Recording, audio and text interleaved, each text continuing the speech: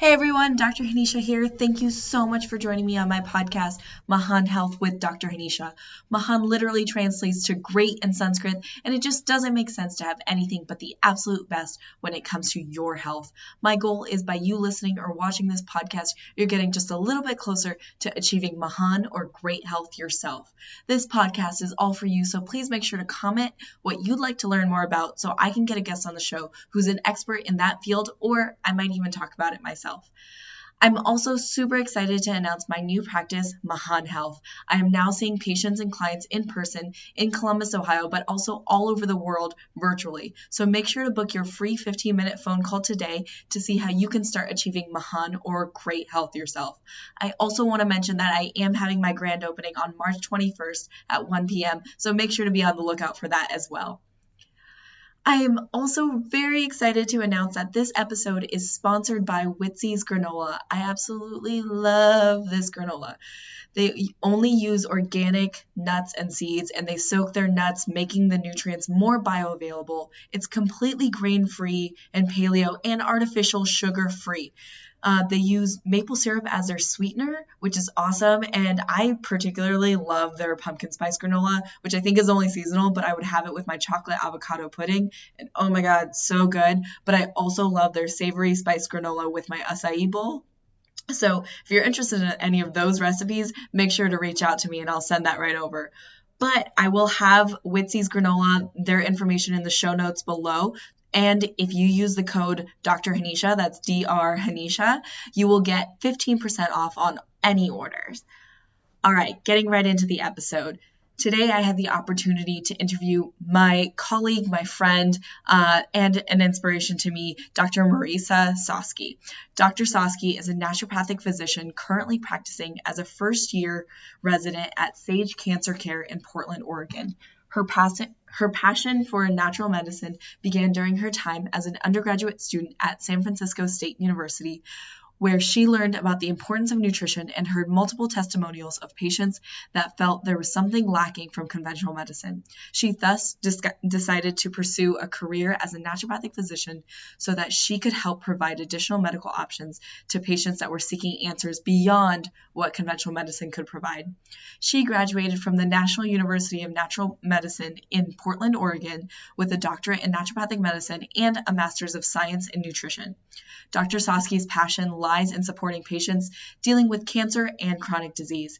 I'm really excited for you all to listen to this episode because we break down a lot of the fad diets, like all the anti-cancer diets and the popularity of fasting that's out there on the interwebs. We kind of break them all down and how legitimate they are, and we talk about the different diets that work better for different types of cancers. We get into the complications of research in terms of nutrition. We also talk about the interactions with supplements, herbs, and nutrition and food with chemotherapy and other cancer medications. So, and then of course we talk about how naturopathic medicine can play a role in cancer care. I actually just attended the Naturopathic Oncology Conference in Scottsdale, Arizona, so I'm excited to bring you even more information in the future. But for now, make sure to leave comments below on what you thought of this episode and reach out to Dr. Soski or myself after the show. All right, enjoy the episode.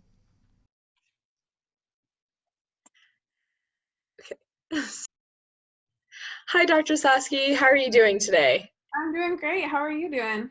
Doing so well. Thank you so much for joining me on this podcast today. I really appreciate having you.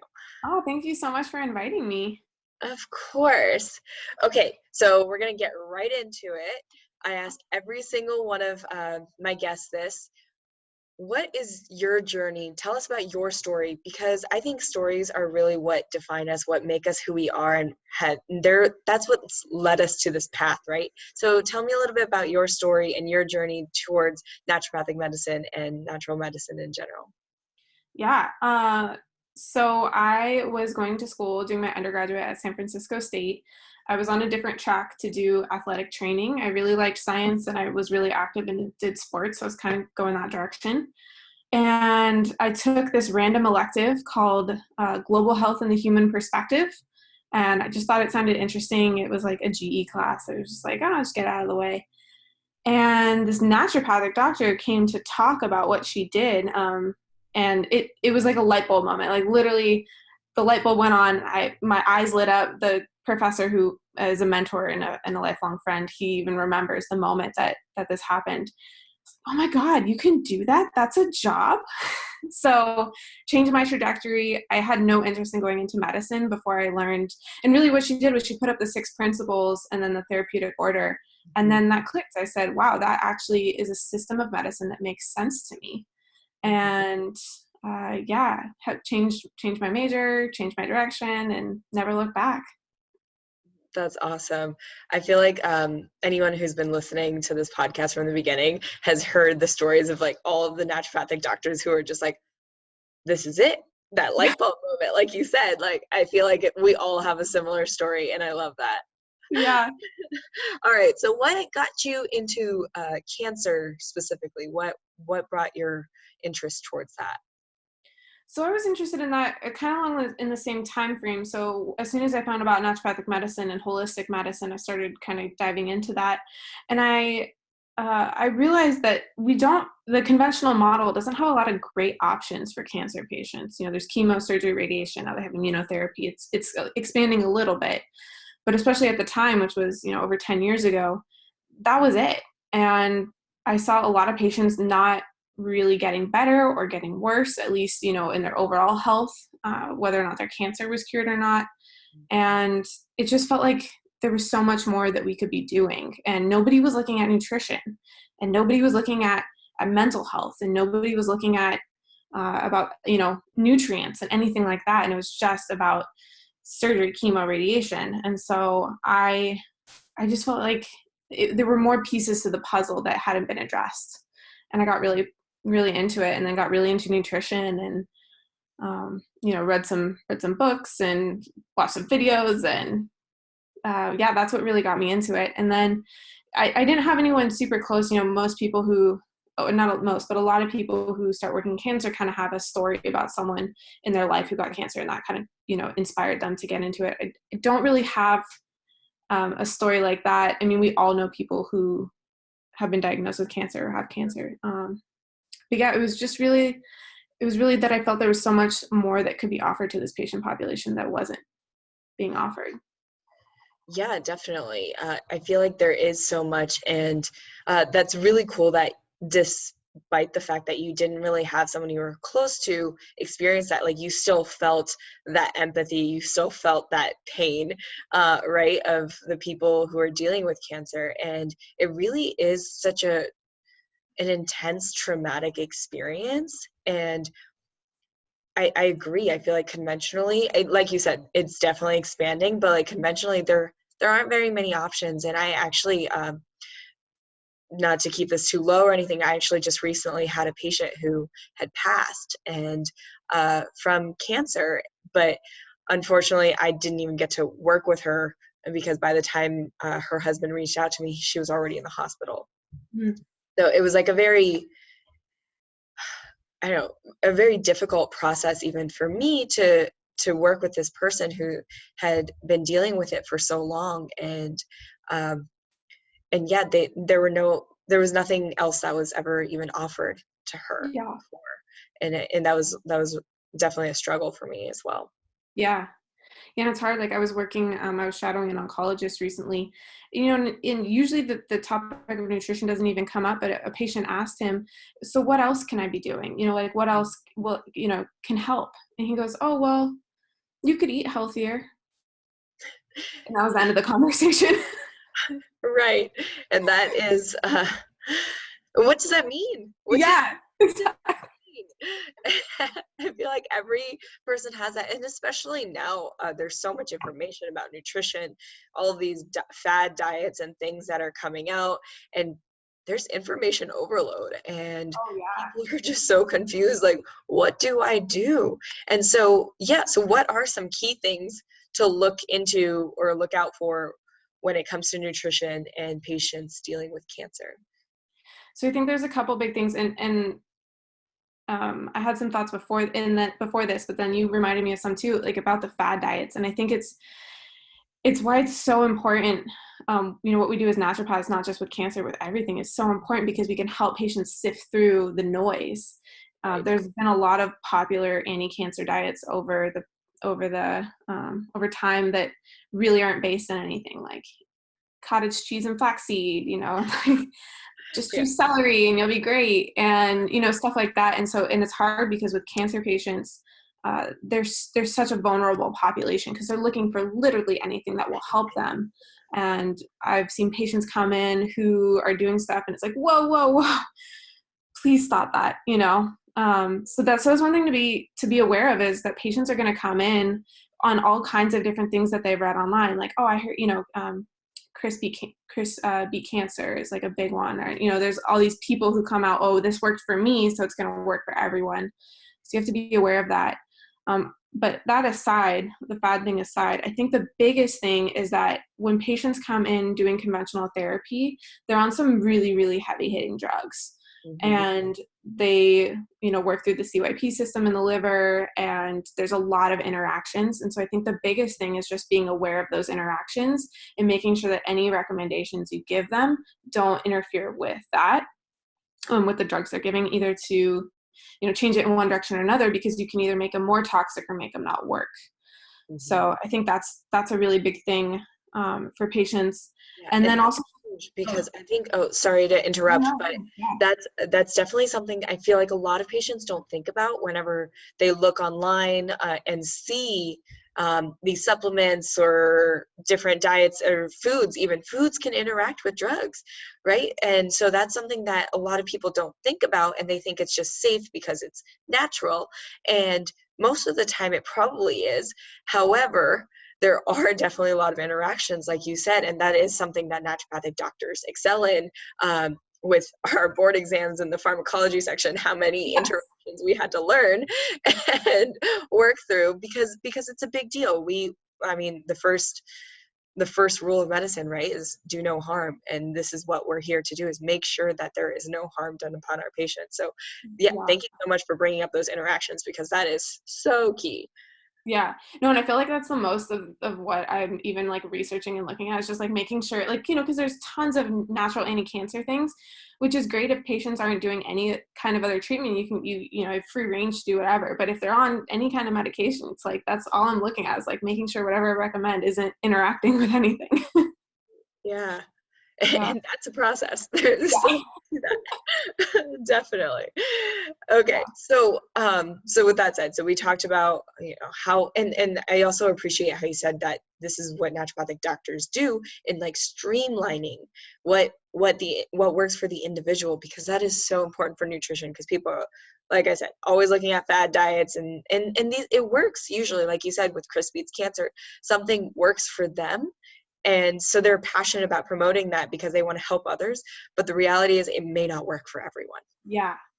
Where it's like, fasting is really big within the naturopathic nutrition cancer community. Right. And patients come in like, oh, I really want to fast, but they just lost 30 pounds. Mm-hmm. And so it's like, well, I have to assess, like, is this the right thing for you right now? Even if it's good, doesn't mean it's good for you. Right. Exactly. Yeah. And so what other, thanks for bringing up fasting, because that was going to be one of my questions too, on fasting. So I appreciate that. But what other nutritional things, because there are some standard things, right? Mm-hmm. Yeah. So what would you say some of those things are that work on a more general level? I'd say most general is kind of and what also has the most research is a Mediterranean style diet. So, so a lot of fresh fruits, whole fruits, and vegetables, legumes, lean meat and fish, and a lot of seeds and nuts and healthy oils.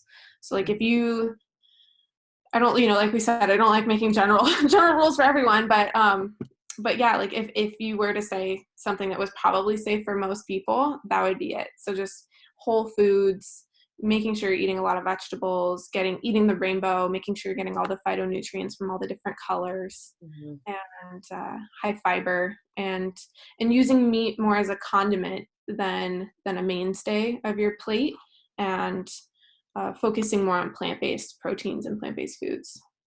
Definitely. And I think with that diet too, whatever, I want to emphasize how you said the whole foods aspect of it, because that's something that I generally talk to, whenever I'm promoting are talking about diets and nutrition, I'm talking about how everyone can benefit from removing processed foods. Like everyone can just benefit from that, right? That's definitely something we know for sure.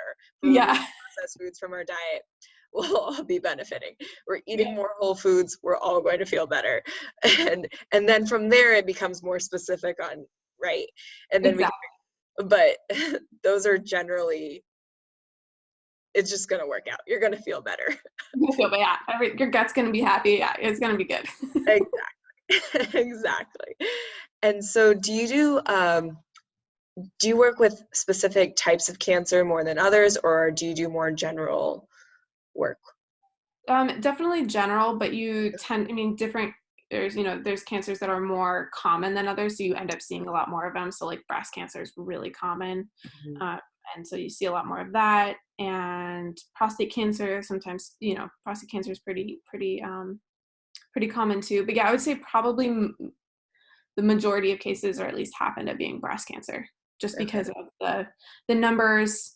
And also there's some differences in the type of populations that seek alternative care, or I don't really like alternative, but whatever, naturopathic care for cancer. And breast cancer patients seem to be really into finding other things to do in addition to conventional treatment. So. Okay, that makes a lot of sense. Yeah. And is there a difference in, I mean, again, I know it's so hard to talk about nutrition because, like we talked about, it's so individualized, but is there a difference in like what type of nutrition would be ideal for different types of cancer? Like, for example, for breast cancer, is there a more ideal diet that would work? Yeah, so I think that there definitely is some nuances depending on the cancer type. So I think the most drastic one is brain cancer, so brain tumors. And the ketogenic diet has actually the most research behind it that's really good for brain tumors, because your brain is a super fatty organ. It very much feeds on glucose more than anything else. So when you cut out that glucose, you're kind of starving those tumors. And that has, in terms of the ketogenic diet, brain cancer has the most research behind it. People like to then reflect that onto other cancers, and sometimes the research pans out and sometimes it doesn't. For that, it's a little bit more controversial in terms of the keto diet. But yeah, so then for breast cancer, let's say, you have receptor positive cancer and receptor negative cancer, and that changes what you can and cannot use, either natural supplements or diet, because you're working with estrogen at that point. So again, there's still a lot of debate on whether like phytoestrogens promote cancer or not. I'm kind of in the camp of phytoestrogens are more protective than anything. But if they're on any therapy that's already modulating estrogen, you kind of don't, again, it's like the interaction thing, like you just kind of want to not mess with it. Right. So if they're on like hormone replacement therapy or birth control or something like that, just being a little bit more mindful of the phytoestrogen. Yeah. Especially with breast cancer, that's the biggest thing, is the phytoestrogens and just whether or not they interact. And I think, as more research comes out, that will be more clear, because originally it was like no soy, no estrogens, no nothing, and then they're like, wait, actually populations that eat a lot of soy don't get as much breast cancer, so maybe that's protective. Right. Yeah. And that's the thing with research too. It's so hard to research all of this, especially with food. I feel like food is the hardest thing to research, and that's why it's difficult. You're not just eating one food, so like how are you going to test what it is? Yeah, exactly. Research the way, I guess I shouldn't even say research. I should say the way we conduct research in the West and what we've created as our models of the randomized controlled studies. That study is hard to do the research on.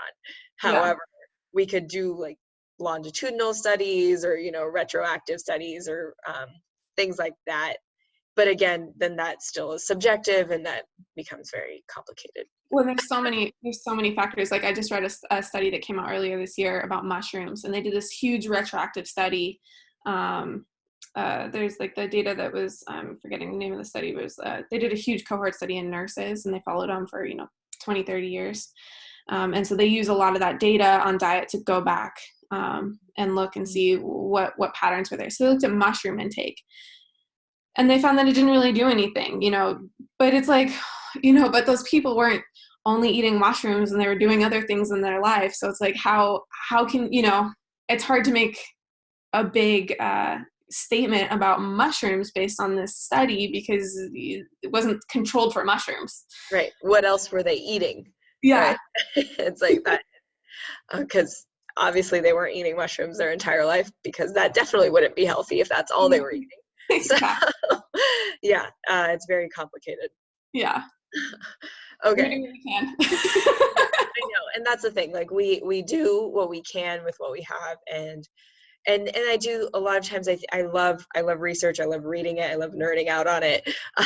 But I also understand that it's an average, right? It's still based on an average, whether it's food, supplements, drugs, it's all based on an average. And it's kind of our responsibility as doctors to look at each person as an individual then, right? Do you fit into that average? What part of the scale are you on? Yeah. Right? Figuring that out. And I think that's that's our job. That's what we need to do.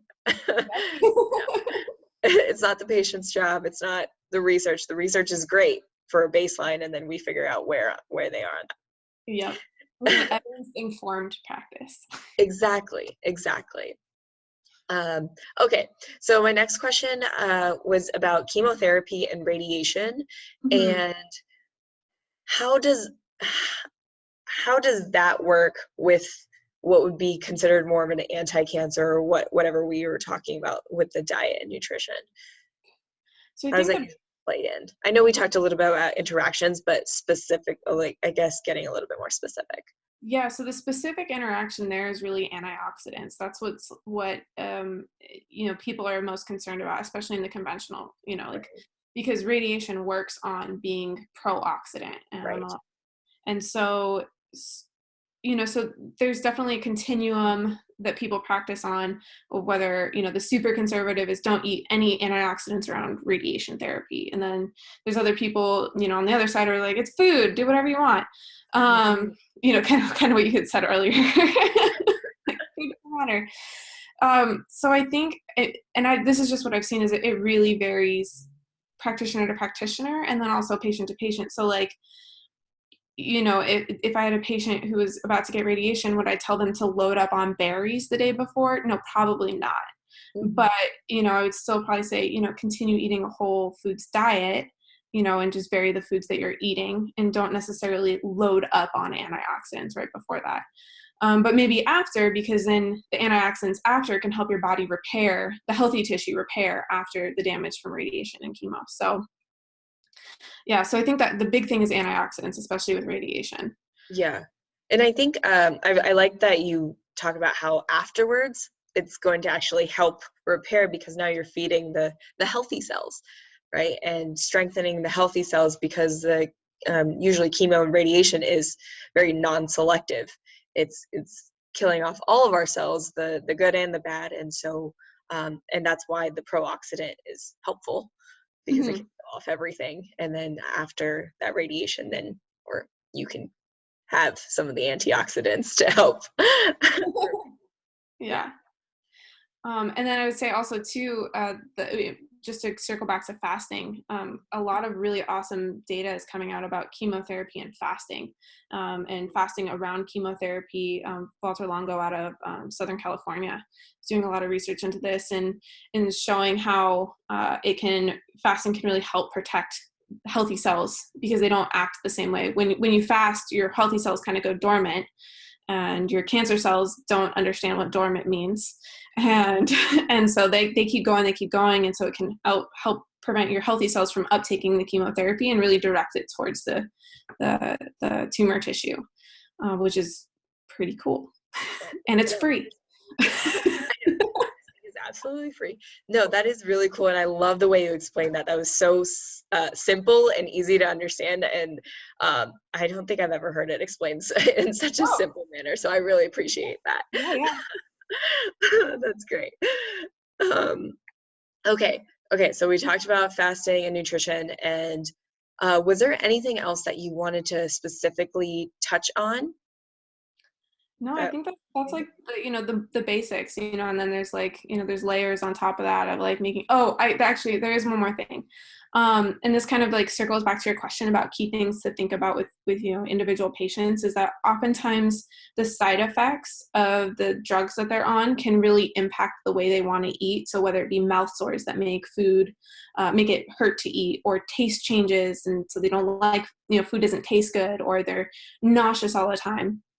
And so I think a big thing is just really individualizing your plan and saying like, oh, okay, so this temperature didn't work. Like, let's try a different temperature, maybe temperature change, or changing the acidity of the food, or changing the consistency, or something like that. And just being creative and finding ways. Okay, you didn't like the taste of that avocado today. Let's try nut butter, and just really playing with it, and not being so like, okay, this is the diet that you need to eat. So it's like, okay, does that work? If not, let's try something else. And really, being creative with the foods, and varying it based on what they're able to eat. Right. Yeah. And that's going back to meeting the patient where they're at, right? Mm-hmm. If they can't eat that, or if there's some issues with that, like, let's get creative. What else can we do? Right. Mm-hmm. So yeah, I appreciate that. Okay. And do you have any resources that you like for the general public that I guess that you like, that you would recommend, or I guess like a baseline, to start? But like we said from the beginning, it's really important to actually talk to your doctor about this so that they can streamline it. Specifically, ideally a naturopathic doctor or a functional medicine doctor who knows what drug supplement or drug food interactions are occurring. Yeah. I don't have really a good specific resource. I would say, Google the Mediterranean diet, and there's some really awesome food pyramids, like, that are really nice images of, what foods to focus on. And also the images are really cool because they also, they emphasize eating with friends, and drinking water, and getting physical activity. And so those are, if you just Google image Mediterranean diet, that's one of my favorite resources. I guess actually that brought up another question for me too, was when it comes to prevention, then would you say that that's probably one of the best diets to follow? Yeah, I think, Prevention. in terms of like one specific diet pattern, I think it has the most data to back it up. Hmm. Uh, in terms of cardiovascular health, and gut health, and all that. Yeah, it's pretty, obviously, it's not one size fits all still, but in general, I mean, Yeah, I mean, yeah, like you said, it does have the most evidence behind it, and I mean, it's a delicious yeah, diet. So I'm all on board for it. yeah. Like, I think I've tried over the last like 10 years, like, 20 different diets, and just to try them out and see like how I feel, like, just try it before you recommend it to people. And it's pretty much what I've settled on too. It's just what, personally, what makes me feel best. And Mhm. so. Definitely. Yeah. Okay. Wait, before I move on to the rapid Yeah. fire questions, I also wanted to mention that I like how you talked about how they talk about community and water Mhm. intake, because all of these things are also important, also in preventing, right? Yeah. It's not just about the diet then either, because I've seen people who have been really healthy, have been eating really well, and still end up getting cancer, but they've been chronically stressed, and even food became a stressor for them. And so it's just like, there's so many other factors. So the food, right now today, we're only talking about one part of it. Yeah. So Well, I went to a talk by a nutritionist who works with cancer patients, and she said, if you take one thing away from this, and it was like a whole lecture, she went through different diets and different foods and all that. She says, if you take one thing away from this lecture, just chew your food. She said, if you just chew your food and really sit with it, and then eat it, and just like that's more important than whatever you put in your mouth. yeah, enjoy your food, be grateful, all these things, be around family and friends and social, and all of these factors are, I love that. Just chew your food. Yeah, I'd say I can put a quick plug too, like the mindful eating movement. I won't get into it now because it's for time, but if someone would just Google mindful eating, there's a whole whole host of resources online about that and the impact it has on everything. Yeah, definitely. I know some of my friends actually get frustrated with me because I make sure every bite of mine is perfect whatever I'm eating, because I'm like very excited about my food all the time. And so every bite is perfect, and I guess I'm grateful in that way too. And then I take forever to chew it. I don't know, but I love it. Yeah, it's great. It's a great practice. I need to practice it more than I talk about it, for sure. Really, I feel that. That's one thing I've always done, and my friends have always been annoyed with me with. But all right, let's move on to the rapid fire questions. All right. Okay, so the first question I ask everyone is, what does Mahan Health mean to you? Oof. I mean, that's such a deep question, because it's like, I think at the end of the day, it's just what makes you happy. It's kind of like, what's the meaning of life? What's good health? Like, what's the meaning of life? It's just to be happy in whatever you're doing. And so if you're not happy, then you're not healthy. And if you're healthy, that, not that they're synonymous, but it's definitely a big piece of it. So yeah, it's a difficult question to answer.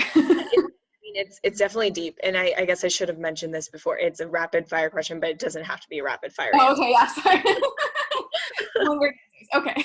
Happiness. Yeah, no, it doesn't have to be like that, but I do like that response. I actually recently have been, or whenever I go to grocery stores and stuff, I see those magazines, and I've seen happiness on a lot of them and how to achieve happiness. And a lot of what they go over is being healthy, starting to feel good and feel healthy. And like that can lead to happiness. So that connection that you made there was exactly what has been like on the forefront of my mind right now.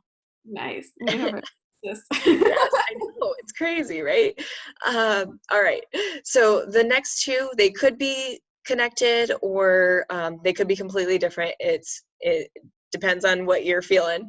But what was the most difficult health change for you to make? And then what are you still working on? And it is the same thing, and that's stress. I take on a lot. I am very active, and I have a lot of passions, and I want to do everything. And you can't. Like, there's only so much hours in the day. You only have so much ATP in your mitochondria. And so that's been the biggest struggle for me, is learning to honor my body and taking on less so that I can not burn out. Mm-hmm.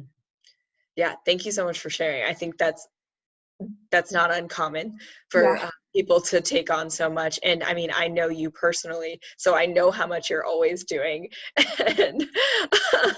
And yeah, I think it makes sense to just like slow it down a little bit. But it's hard. It's much easier said than done. Yeah. When someone proposes an awesome thing like being on a podcast, and you're like, yeah, that sounds great. Now we're here, and now you're doing that as well. So thank you.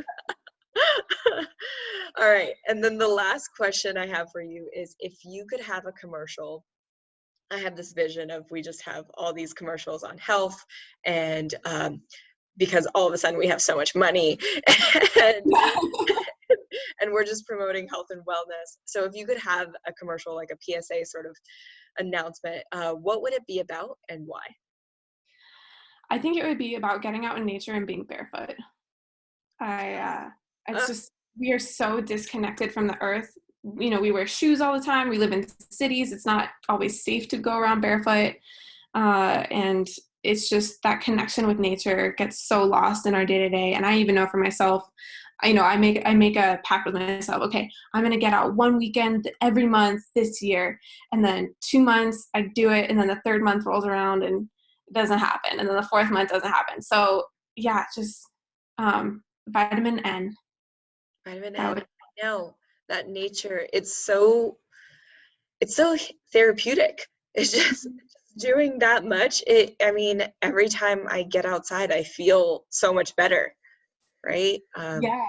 And it's just like I feel like it absorbs your extra energy. Like when you're all freaked out, and it's just like the nature is just like, let me hold that for you. Yes.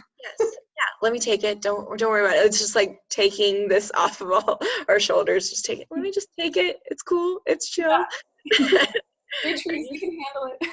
Yeah, exactly. I love that. I actually have been working on going outside at least once a day. That's been my thing. At least once a day for something. It doesn't matter what I'm doing, but I'm just getting outside because I need it. Yeah. Yeah, I love that. I know that there needs to be more nature commercials for sure. Yeah. That's what we should be promoting. Mhm. All right. So that's all we got today. Thank you again so much for coming on the show. And for all the listeners out there, we'll have a lot of the resources and what she talked about in the show notes. And all of her information for where you can find her will also be in the show notes. So yeah, that's it. Thank you so much, Dr. Soski. Thank you so much for having me. Yeah, of course. I hope you all enjoyed that episode and now have a better understanding of how important it is to get support with cancer care. You cannot do it all yourself, and that's what providers like Dr. Soski and myself are here for. We can help you streamline all that information that's out there and work with your medical doctors. Integrative collaborative medicine is not the future, it is here. I pride myself in the fact that I will always work with your doctors to make sure that you are supported throughout your healing journey, especially if you have been diagnosed with something like cancer. I'm grateful for all the healthcare providers who believe in the same approach and want to let you know that we are all here to support you. So please ask us all of your questions and let us know what we need to do for you. All right. I will have Dr. Soski's information in the show notes below, so make sure to check that out and reach out to me or her if you have any additional questions or would like to find a naturopathic doctor or an integrative medicine practitioner in your area. So please reach out because this is super important and I am very passionate about this and I really just want to be supportive of your healing journeys. So make sure you reach out. But until next time, I'm wishing you all Mahan or great health and I will see you soon.